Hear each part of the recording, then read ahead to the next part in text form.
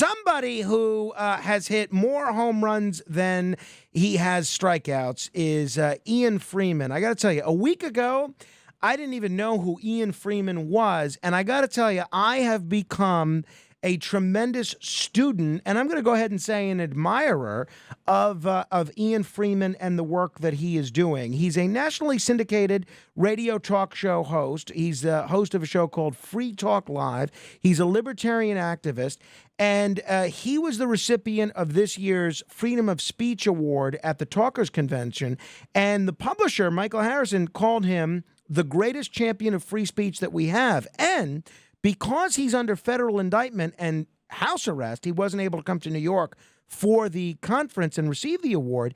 His speech was read by a co-host of his, Mark Edge. And I got to tell you, even though Ian Freeman wasn't there to deliver the remarks, I found that to be the best speech that I heard the whole night. Oh, the whole day. So in some respects, the best speech that I heard on Friday, including my own remarks, was from somebody that wasn't even there to give it. So let us say hello to the co-host of Free Talk Live, Ian Freeman. Ian, thanks so much for joining me on the radio. Frank, a pleasure to be on one of the biggest radio stations in the whole country. What an honor. Well, the honor is all mine. Now, before we get into your case, which I'm very interested in and still trying to wrap my head around, give folks a little bit of an idea of your background. Now, you moved to New Hampshire to be part of something called the Free State Project. Some of our listeners may have heard about that because it's been talked about on the station before, going back, I think, about 23 years. But what is the Free State Project, and why did you decide to upend your whole life and move to a new state just to be part of it? Well, I grew up in Florida, and I was a libertarian activist down there as a younger man. And when I heard about the idea of the Free State Project, I thought, wow, this is a no-brainer. Libertarians all across the United States are pretty ineffective because there just aren't enough of us. And somebody came up with the idea of, hey, let's go to one geographic area with a small population and concentrate our efforts in that one place. And I said, yeah, I got to be a part of this. So I already had my radio show, Free Talk Live, at the time, and we migrated up here to New Hampshire in 2006. And I wanted to bring my show up here to, be a broadcaster and kind of explain the stories of what was happening here in New Hampshire, all the cool, like, civil disobedience, activism, and the political success stories that we were having, and use my show to kind of be an outreach tool for that project. How, from your perspective, how has the Free State Project worked out? I heard from a lot of people that were a part of this that they were very optimistic about the things that the Free State Project was going to be able to do. They were going to be able to go into a community and just have low taxes and low spending and all sorts of property rights and gun rights and free speech and all more freedom than you could shake a stick at. Has it worked out that way? Well, number one, New Hampshire was chosen as the destination by the first 5,000 signers to the Free State Project. There was this pledge of they were trying to reach 20,000 people who would agree to go to this place, and they didn't know what it was going to be right up front. There were 10 candidate states, and the reason why New Hampshire won overwhelmingly compared to the other options was because it already had a lot of the things that you mentioned. It already has a very low tax burden. It already has tremendous gun freedoms. It's one of the most free places as far as self-defense in the whole country. So it already has an incredibly accessible political system with 400 state representatives, roughly one state rep for every 3,000 or so population.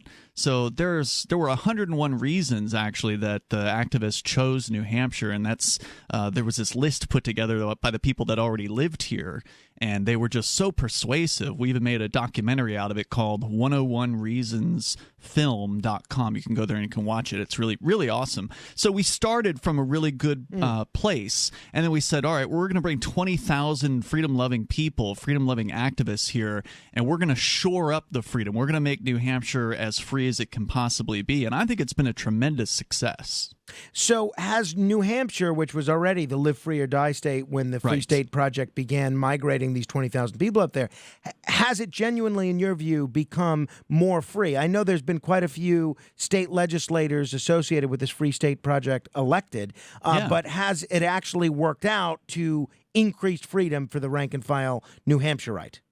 Yeah, I think so. And as you pointed out, that there are right now a few dozen, some say as high as 40 free staters, quote unquote. These are people largely who migrated here as part of the Free State Project from all around, not just the United States, but some around the planet, who have become state legislators here. Now, again, that's only about a tenth of the total 400 state reps that we have, but that's enough to break any tie. Right, so any sort of issue that's close, if you don't have the free staters on your side, it's not going to pass. And so we of course in 2017 had marijuana decriminalization. Sadly, New Hampshire is trailing behind most of the New England states as far as cannabis goes, but we did get decrim, which is a good thing. And that same year, we also got concealed carry without a permit, or as they call it, constitutional carry. We already had open carry, but now you don't even have to ask permission to conceal carry a gun in New Hampshire. So we got guns and drugs in the same year. Well, congratulations. It's a winning combination, right? Ian Freeman, the co-host of Free Talk Live, is my guest. Explain to folks your show. You mentioned chronicling some instances of civil disobedience from the time your show started in 2006 to the present day. It's not your garden variety talk show where you pick an issue in the news, give your opinion, and take calls. It's a lot more activist than that, isn't it? It is that. I mean, we do talk about the news and we do take calls. It's an open phone show. We actually started in 2002, and then we migrated to New Hampshire in 2006. So we were in Florida for the first 4 years. But Michael Harrison, I think, described it accurately as a kind of a reality show, because we don't just talk about what we believe, we actually live what we believe, and that's part of being an activist, is you go out there and you put your butt on the line, so to speak, and that has resulted in my being arrested multiple times. I've lost count, probably at least 8 to 10 or something in that range, for all victimless crimes. Produced a little documentary in 2012 called Derek J's Victimless Crime Spree, where one of our co-hosts is arrested 5 times in a year for completely victimless crimes, and it's a pretty entertaining little film. Well, give us an example of one or two victimless crimes that he was arrested for. Smoking pot in the park. That was before decriminalization had happened. That would have been when it was a misdemeanor to possess any amount of cannabis. He tried to walk into a courthouse with a video camera, and they arrested him for that.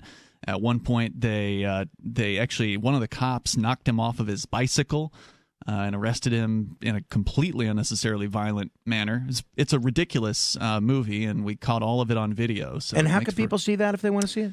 Just go to victimlesscrimespree.com or search for it on your favorite video site like YouTube. Now, I learned in a podcast interview that I heard you do that the part of the model from when you and your co-hosts started launching Free Talk Live is that everybody would be paid almost nothing, including you guys. Now, that's right. How did you let's put aside the last few years, because I know you've been doing some interesting things with cryptocurrency, which we're going to talk about in a minute. But how did you make a living while doing this radio show regularly? What was your paying job? How did you pay your rent or your bills? Well, I had been working at was then a company called Clear Channel at the time down in Sarasota, Florida, where I grew up for years prior to the show Free Talk Live being created. So I don't know if I was full-time, but I was kind of like the regular fill-in guy, and I did a lot of board operation and some on-air work as well, and promotions, and wherever it was I could do various different things for the station. I started when I was an intern at 17, and we started Free Talk Live when I was 22. So I already was working in radio, and that's how we got Free Talk Live started. Was I went to the general manager, and we were doing this sort of all satellite station. You guys have full local talk there on WABC, absolutely, very all proud day of and all it. night, Very which is proud of amazing. I was looking at your schedule the other day, and in a lot of places in the country, they don't get that. They get everything in off a satellite. So we came into the general manager and said, "Hey, we're willing to do a local show. We're willing to do it for nothing. Will you put us on the air?" Of course, like I said, we were already working there, so they said yes. So when you moved to New Hampshire, though, you're no longer working for Clear Channel. How were you making money? How were you paying your bills? I had significant savings, from being just good at that over time. Gotcha. I'm good with managing money, and we were able to live very, very frugally. and got that done. At that time, we were trying to sell Free Talk Live, sell the advertisements, the slots that we had on the show. It's, of course, very, very difficult in the initial years, but every now and then we got a little bit here and there. Talking with Ian Freeman. He is a radio talk show host, a libertarian activist, and somebody who is currently under federal indictment. Now, this indictment, this case, involves you and 5 of your colleagues that folks are referring to as the Crypto Six.